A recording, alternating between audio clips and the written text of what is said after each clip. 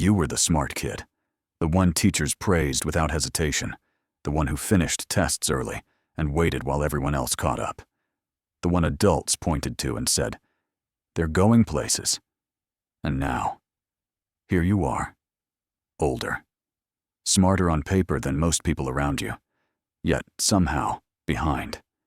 You scroll through social media and watch people you once outperformed build careers, families, confidence, momentum, and you don't understand how it happened because you did everything right. You followed the rules. You relied on your intelligence. So what went wrong? This isn't a story about laziness, and it's not a story about wasted potential. It's a story about how being smart at the wrong time can quietly sabotage your entire adult life. As a child, your brain was still under construction. You didn't have a complex identity. You were building one from whatever the world gave you, and the world gave you one message over and over again. You're smart. At first, it was harmless, a compliment, a reward. But slowly, something deeper formed. Your brain didn't hear, "You did something smart." It heard, "This is who you are." By early childhood, your mind was desperate for stability. It wanted a simple answer to a complex question. What makes me valuable? And intelligence became the answer.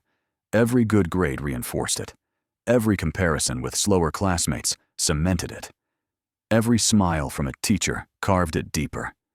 You didn't choose this identity. It chose you. And once it settled in, your brain began protecting it. You avoided things you weren't instantly good at, not consciously, instinctively. Because struggle didn't feel like learning, it felt like a threat. If you tried and failed, what did that mean about you? So you learned a dangerous lesson early. Only do things you can win at. While other kids were learning how to fail, recover, and try again, you were learning how to maintain an image. And it worked, for a while. School rewards quick understanding, not endurance. It rewards answers, not persistence. It rewards talent before it rewards character. So you thrived in an environment perfectly designed to flatter you. But then life changed. The real world doesn't care how fast you get it. It cares how long you can stay in the game. And that's where the cracks started to show. Because when intelligence became your identity, effort became optional. Struggle became shameful. And asking for help felt like humiliation. You didn't build resilience. You built avoidance. So when things finally got hard, truly hard, you froze. Not because you weren't capable, but because you'd never practiced being bad at something. Everyone else had years of emotional calluses. They knew how to fail without falling apart. You didn't. So you retreated.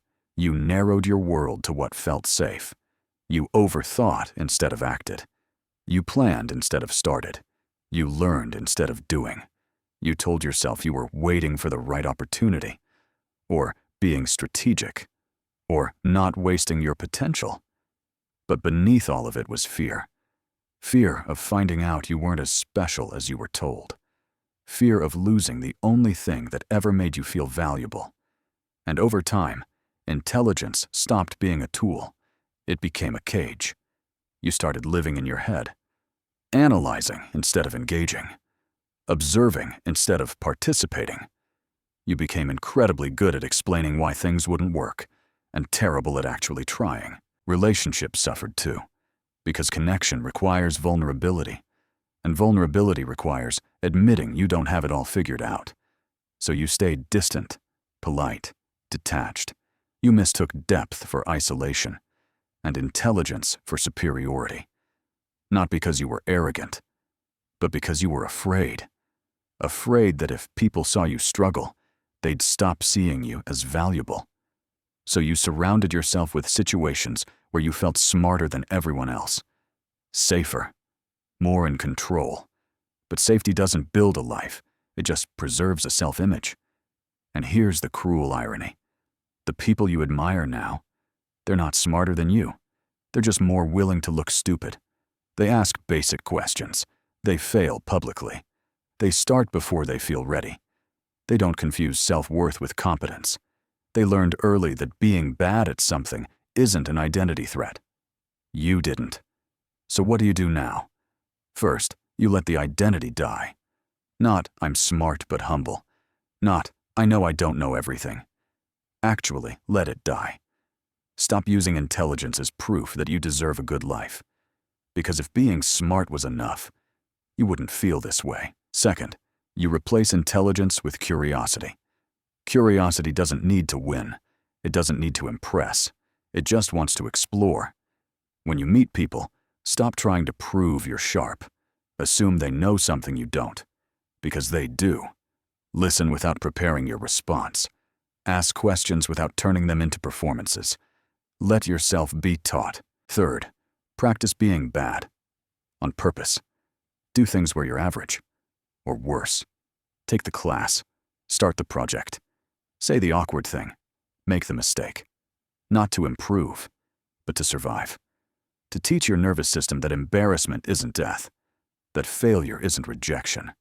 That your worth doesn't evaporate the moment you're not impressive. This isn't self-sabotage, it's rehabilitation. Every time you fail, and nothing catastrophic happens, your brain updates its model of reality. And slowly, quietly, you become free. Here's the truth no one told you as a child. Being smart doesn't guarantee fulfillment. It just gives you faster thoughts. A good life is built by people who act before they feel certain, who try before they feel ready, who are willing to look foolish in the short term to build something meaningful in the long term. You weren't ruined by being smart. You were trapped by believing it was all you needed. And the moment you stop protecting that identity is the moment your life actually begins.